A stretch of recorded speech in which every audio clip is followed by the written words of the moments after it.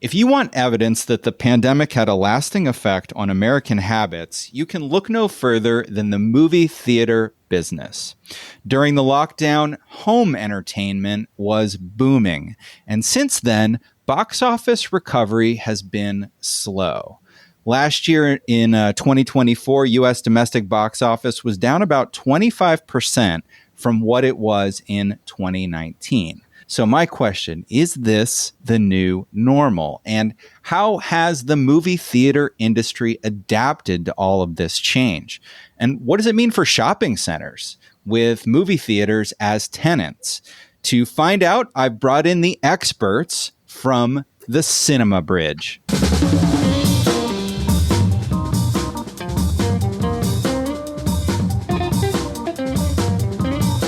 You're listening to Where We Buy. It's the show where we talk with retail experts and we visit the places where we buy. My name is James Cook. I research retail and real estate for JLL. All right, we've got the entire Cinema Bridge team here. The Cinema Bridge is Chuck Stilley, Eva Mui, and Mark McDonald. I'm going to quick go around the room and have each of you introduce yourselves so folks have a sense of what your background in this world is. And we're talking extensive experience here. Chuck, I'll start with you. Oh, thank you. Glad to be here. I've been in the movie theater business primarily all my adult life, about 45 years anyway. 28 years of that was with AMC, and I've had 3 consulting companies since then, all related to the theater industry. And all 3 of the consulting companies have represented shopping center owners when they have any kind of issues with movie theaters. Excellent. So you are probably one of the world's biggest experts on this topic. So I'm really super excited to have you on. Another expert, Mark McDonald. Mark, tell us a little bit about your background. Spent 42 years at AMC, ended up running the real estate group for AMC and the international operations. Retired 2 weeks before the pandemic hit and joined up with both Chuck and Eva to form Cinema Bridge. So Eva Mui, your background, were you also at AMC at a point? Yes. So I worked very closely with Mark, when I joined about maybe 10 years ago in AMC. So I basically had oversight on the real estate analysis team as well as asset management team. During my tenure in AMC, started Cinema Bridge together with Mark and Chuck, about 5 years ago, during the pandemic. So it's good to be here. And Eva, you're joining us from New York City. So if folks are hearing any sirens or construction work in the background, that's just par for the course of city life, right? It's just day to day here. So, and I should ask Chuck and Mark, are you guys joining from Kansas City, perhaps? Both of us. Yeah. Yes. All right. Well, for folks, let's say you're at a cocktail party and folks ask, well, what's Cinema Bridge? How do you explain it to, just a general person? We all have theater experience, but variations of it. And, Mark, for instance, has extensive operations. I have real estate, and I was in commercial real estate before I joined AMC. And Eva's been an analyst with several major retail companies.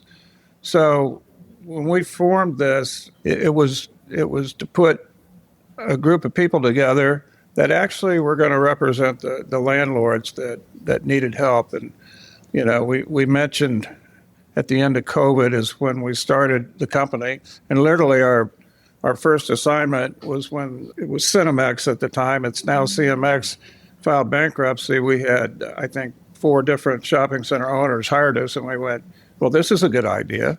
And it's been going on ever since, and we represent quite a few of the large shopping center REITs that own these theaters, and they appreciate what we do. It brings their eyes to look at the deal the same way the theater tenant does, and it makes deals happen in a fair way and much quicker.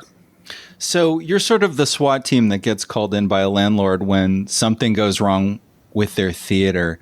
I'm curious. So let's say that they get, they find out, this theater operator is going to, they're going bankrupt or they're having problems and they're going to close their location. They call you. And then what do you do? What happens next? I'm curious. basically we went in with a pretty standardized approach first. We base our advisory and, action plan on numbers. That's what we take pride in. There are a few things that always landlord will ask us: is their theater viable? Do they have the right operator? Is the concept right?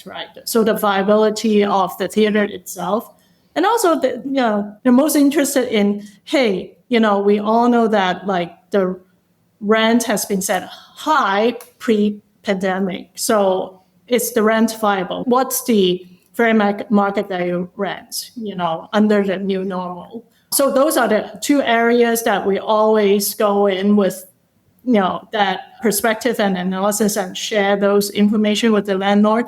And then we go take it from there, on the advisory and what to do next, etc. And they probably want to know, hey, could I get another operator in here, or do I need to consider a completely, like a redevelopment? That's really fascinating. Okay, so we'll back up. In my introduction, I cited some very basic statistics I found on Box Office Mojo about just box office revenue. It's recovered since 2020, but not completely to 2019 levels.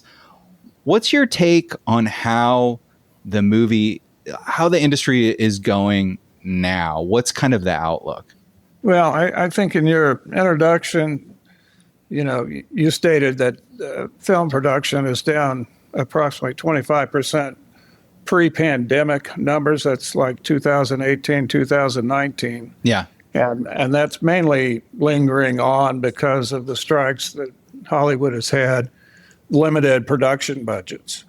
So whether the number now is the new normal or not is a question, because film production has been so low. And we see it rising, but to what level? It's just a huge question. So whether there's a new normal now, today, or whether it's going to be in 2 years, it all depends on film production. So I, as an outsider, and I'm sure you hear this all the time, I just assumed, box office is down because people just are out of the habit of going to the movies since the lockdowns. But you're saying that they're not making as many movies as they were? Exactly. That's correct. You've had huge films come out, Oppenheimer, and the audience has responded very strongly to tentpole titles. When you realize that there were probably 900 titles released in 2019, and you're a lot closer to 700 titles now.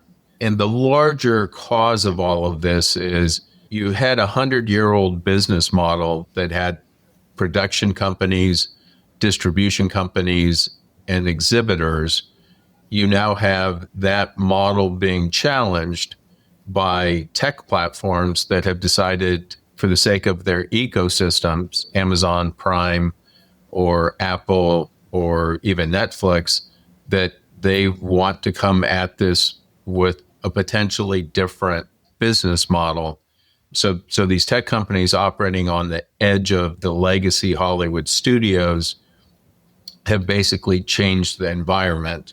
And then with the onset of streaming and the pandemic happening almost simultaneously, you now have, different motivations on the part of even the legacy Hollywood studios. They have to feed the streaming system. They want to make money in theatrical, but their budgets only go so far. And when you say their budgets only go so far, does that mean that their marketing budgets or the movie budget? If you went back to the old business model, the way that the legacy Hollywood studios made money was through film licensing to exhibitors. When they entered the streaming world, which was almost, it was within a few months of the pandemic hitting. Some people were pre-pandemic, some people were post-pandemic.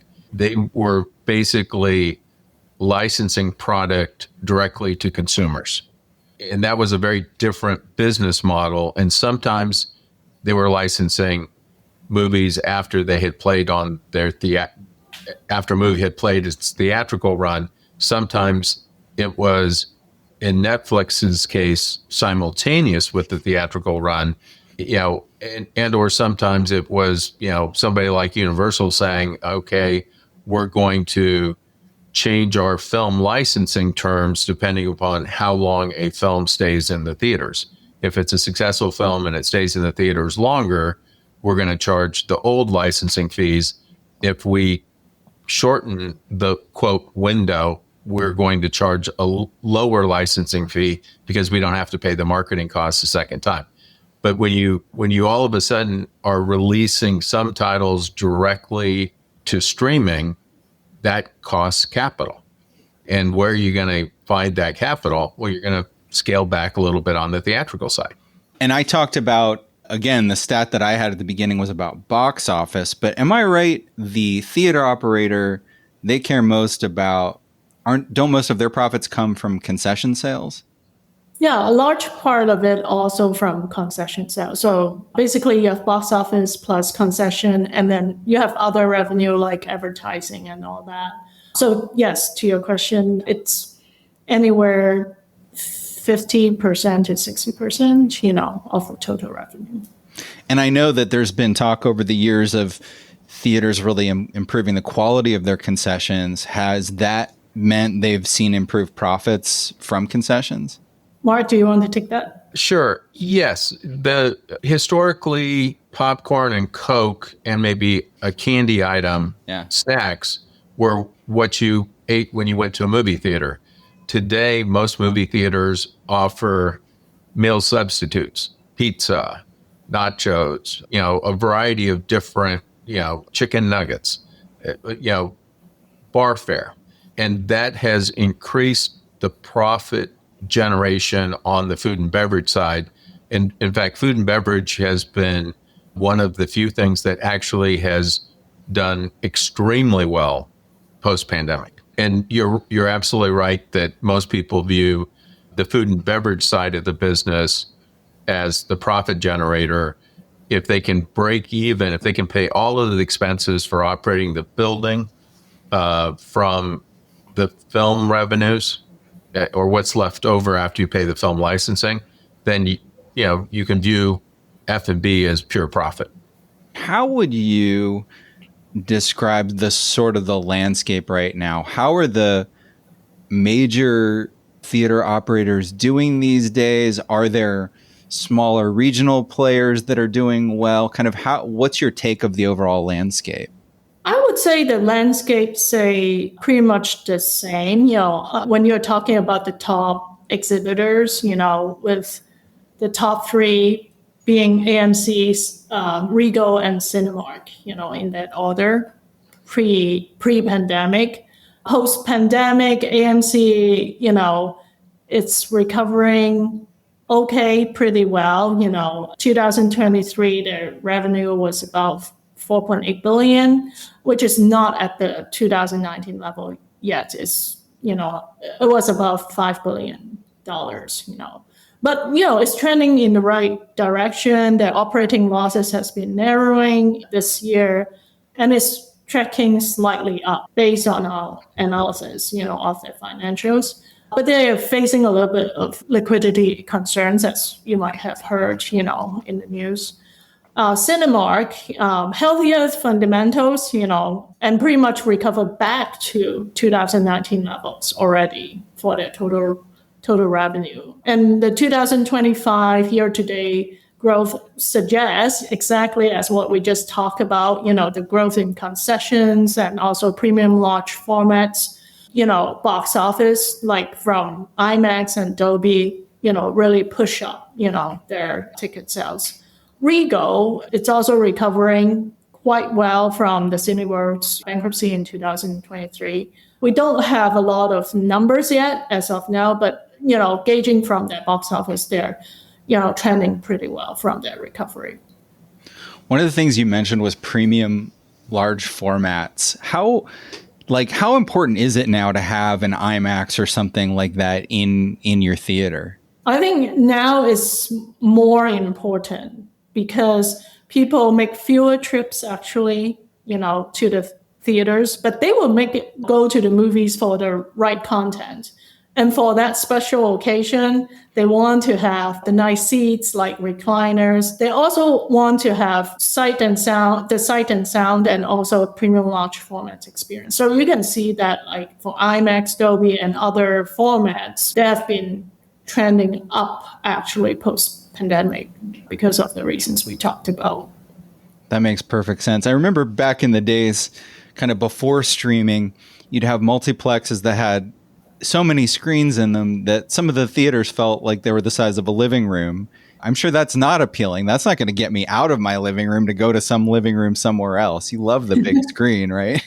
Yeah, exactly. It needs to be that special experience and communal experience as well, right? You could see that there are alternate contents that pop up, like this Taylor Swift concert, movie, as well as the Korean K-pop content that was simultaneously was streaming in Netflix as well as being put in theater and became the number one movie. A lot is changing, but people do want to still go out, for this, communal and also very special occasion, with their friends. So you talk about like kind of non-movie content like concerts.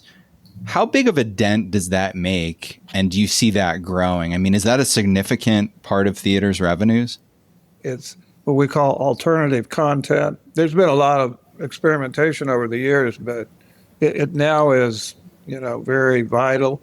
It actually is profitable. And I think my favorite example is Taylor Swift. I mean, my gosh, the Eras concert, and Beyonce did one, and I forget the other one, but we're going to see a lot more of that. So, and concerts are something that everybody likes to see. And I like to go see them in a movie theater because you can actually see the band as opposed to wondering what they look like when you're a live concert. So it's going to be very steady so far. It's stabilized finally.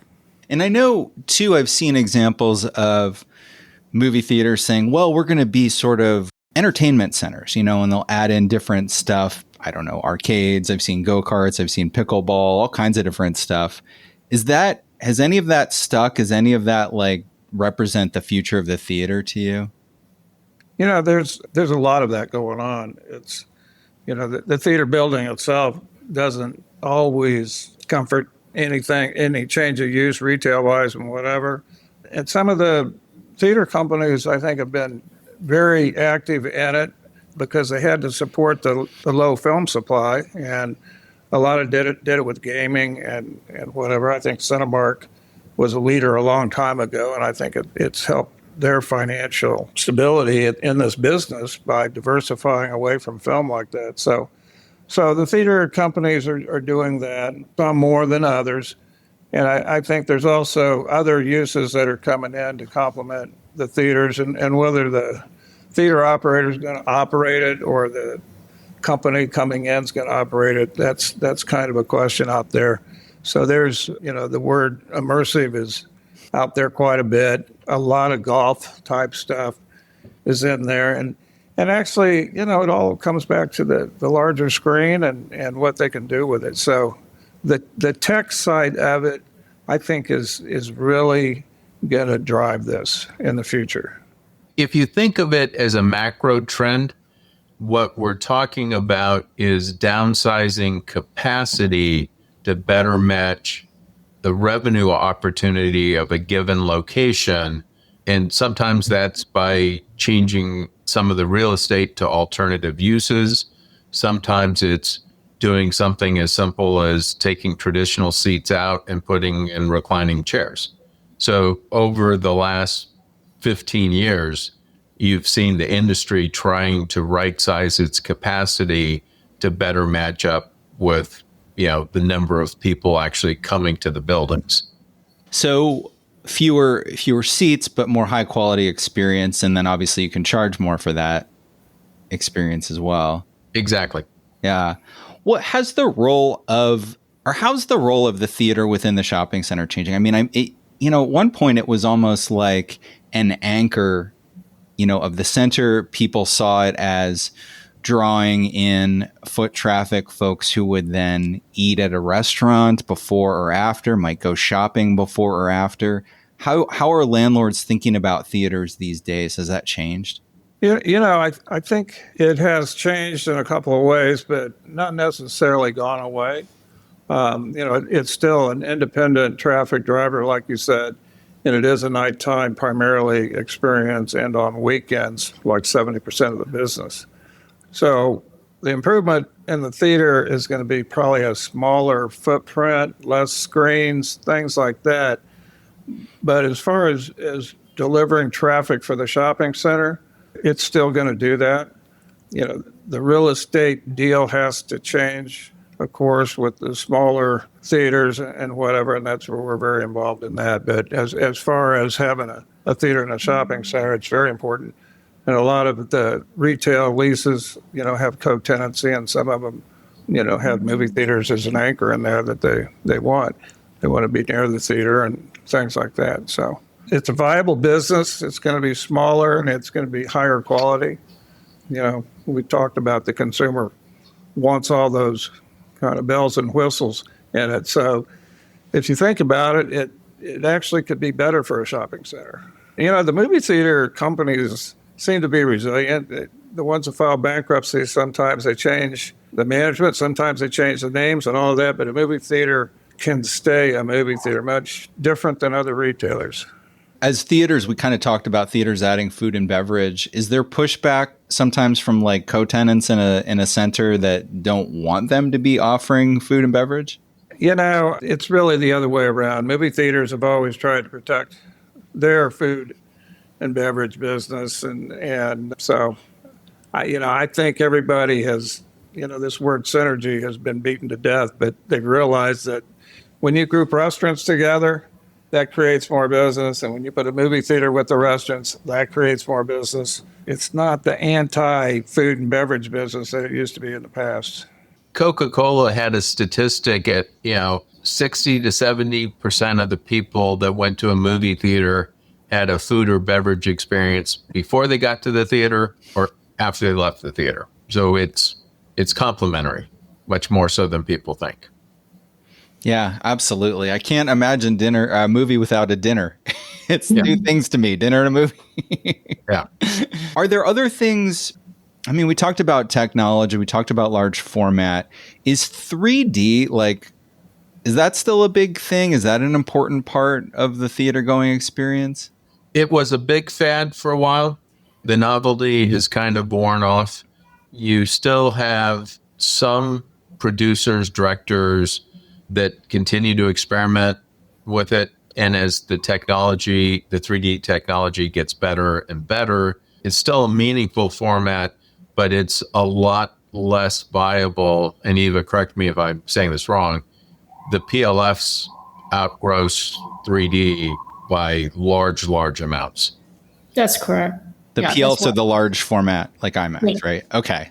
IMAX, Dolby, and then almost every exhibitor has their own in-house branded large format experience.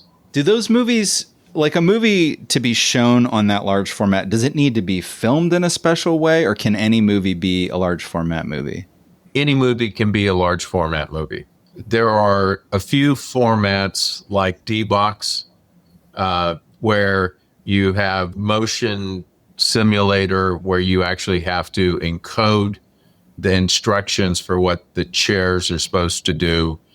And so they require, extra preparation and extra instruction sets. But the PLFs, for the most part, with the possible exception of IMAX, you're able to show the film master on a regular screen or a PLF screen without much modification, if any. There's also a format that shows on the sidewalls, which also requires another set of instructions, encoded into the film master. And does that has to be filmed? Like I haven't seen it, but I saw a video of it. So you're kind of more enveloped in the movie. Does that have to also be created by the director at the time? It's helpful if you decided you're going to release in that, I think it's Screen X, if I'm not mistaken. But if you're going to release in that format, it's helpful. But you can also accomplish it through editing, because there's always some amount of material that you're not going to be including in the final film master. If you have an 8.5 by 11 piece of paper, you're probably going to crop on the sides to have the audience focus on what you want them to really be paying attention to. And so sometimes it's just as simple as saying, okay, I cropped off some of this image. Now I'm going to use that image on the sidewalls.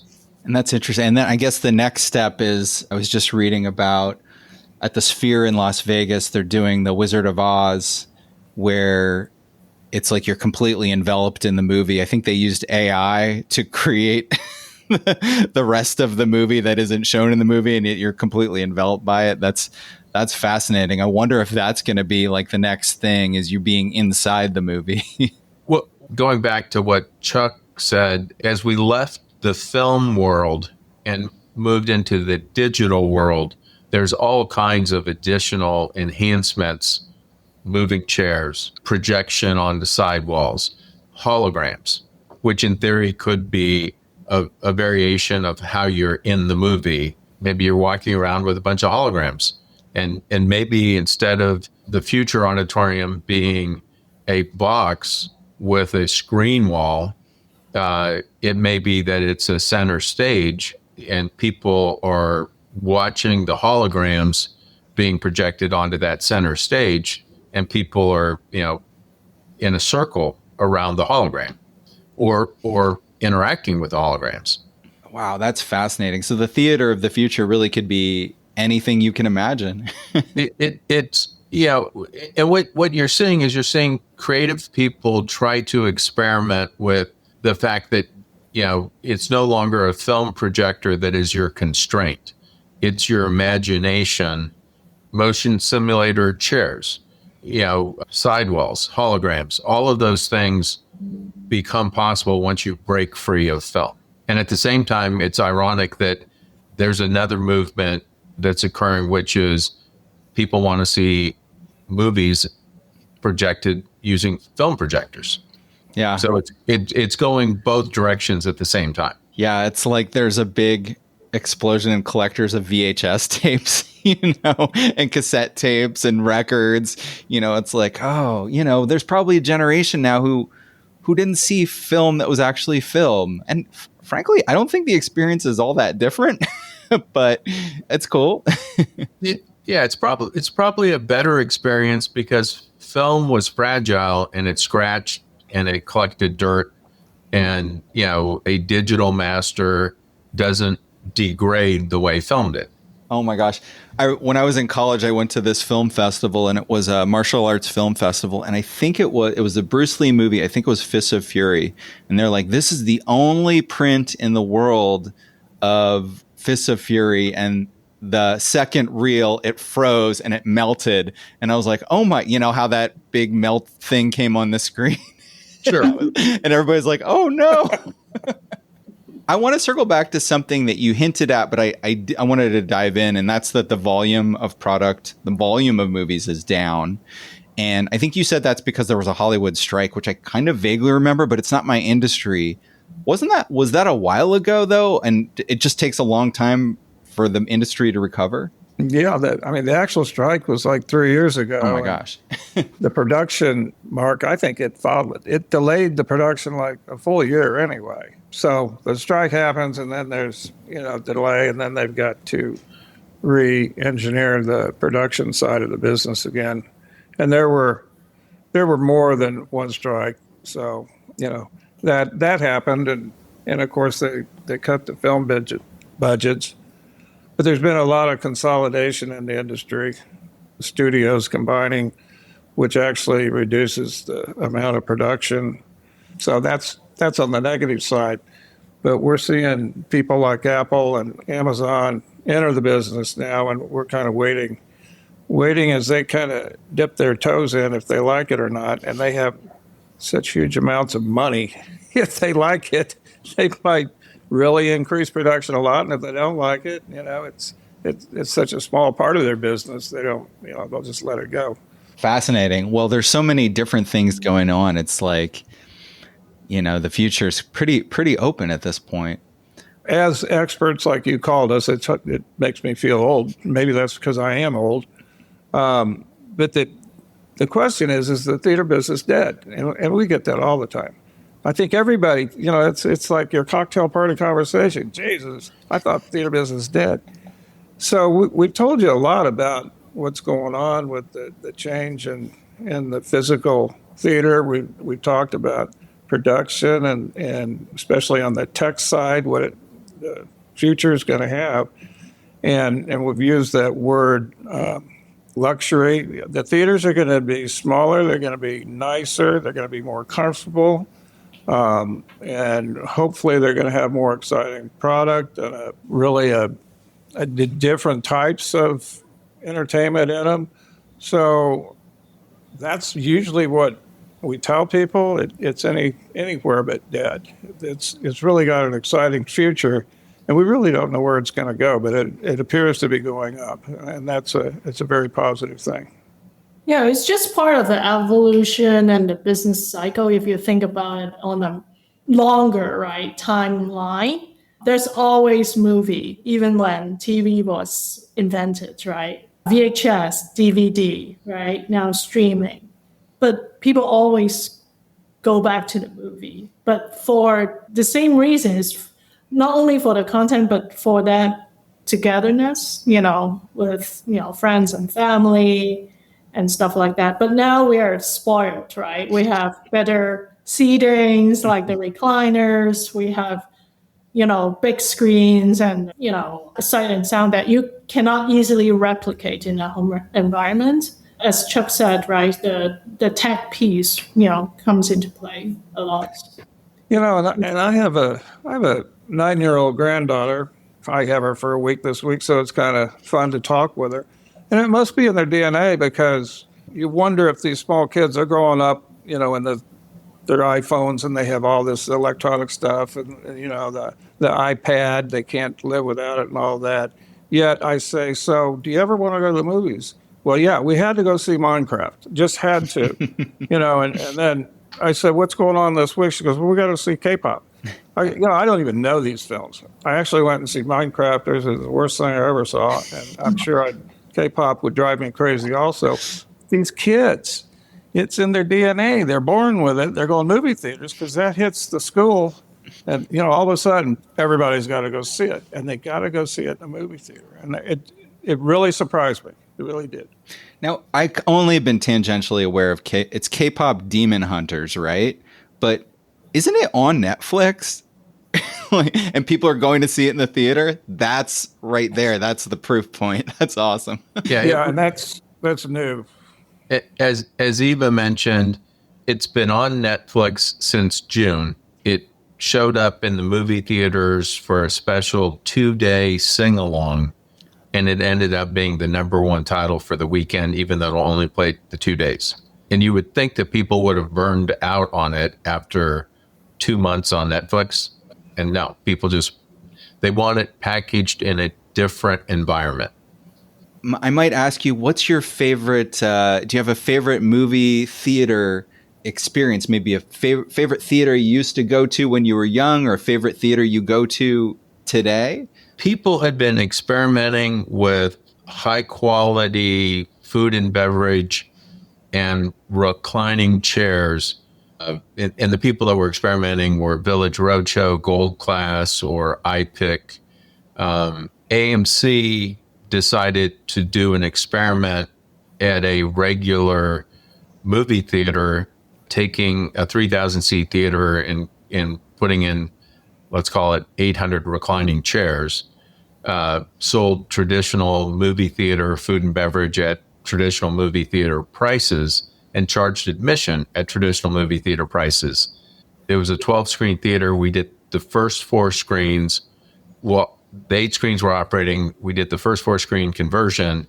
We had people showing up the day after we opened up the first 4 screens, buying tickets, and their assumption was that all of the auditoriums had been converted to recliners, and in fact, only 4 had.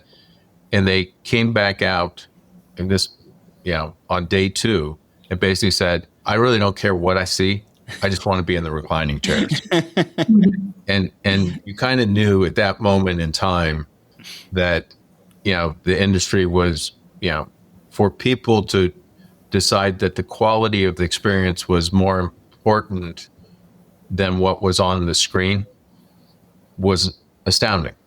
Yeah, it's like going from coach to first class. It is a big difference. Yeah. The first time I experienced kind of the upgraded movie theater was in Phoenix at iPic. And, you buy your tickets and you go in, you're sitting in the auditorium. And of course, they had a variation of ticket prices. And so the higher ticket price was up higher in the theater. And they actually had better seats and all of that than the seats that were down front, And then the first thing my wife said was, how come we don't get those seats? and it's the same thing. And we've never sat in the non-recliner seats since, because the recliners back there were more expensive, but they're much more comfortable. And I always say, once you sit in a recliner, you're not going back. And it's very true. I mean, once they get in the recliner and then they go sit in the old traditional theater bucket, it doesn't work. It doesn't work that way. Biggest change in the industry, Mark and I have been in this industry for 45 years apiece. We've seen all kinds of things that tried to, the gimmicks and whatever to change movie theater going, even cup holders way back when. And the reclining seat has moved the needle by far higher than anything else that's come around in the movie theater business. That's so funny. I had forgotten. I remember when the first theater in my area got cup holders. I think it might have been an AMC. I don't remember, but that was a really big deal. Like, oh boy. Yeah. It was AMC. During the summertime, my husband and I went to a cruise, right? And we're talking to people, and they just mentioned that because of the better sight and sound, and also the recliner seats, actually they would drive up to 20 minutes more to get to a place, where there is recliner seatings. I feel so encouraged, hearing that, because that's our theory, Mark, right? That like your trade area actually expand, when you've got those, amenities. Thank you so much for joining me. We've been talking with The Cinema Bridge, which is Chuck Stilley, Eva Mui, and Mark McDonald. Thank you guys so much. This has been great. Thank you, Jay. You're welcome. Thank you. If you like this podcast, do me a favor, go into the app that you're listening to and give us a rating. Or even better, give us a little review. Write just a sentence about what you like about the show. You can subscribe to Where We Buy on the iPhone podcast app, on Spotify, or wherever you get your podcasts. Or you can always find us on the web at wherewebuy.show. We also post a ton of cool videos and interviews on LinkedIn and YouTube, video tours, interviews with folks that you won't hear on this audio podcast. You can check it out by going to the website everythingweknow.show. If you have a specific question about retail, shopping centers, or retail real estate, you can feel free to connect with me and send me a message on LinkedIn. You can find me by searching for James Cook, JLL. Our theme music is Run in the Night by the Good Lords under Creative Commons license.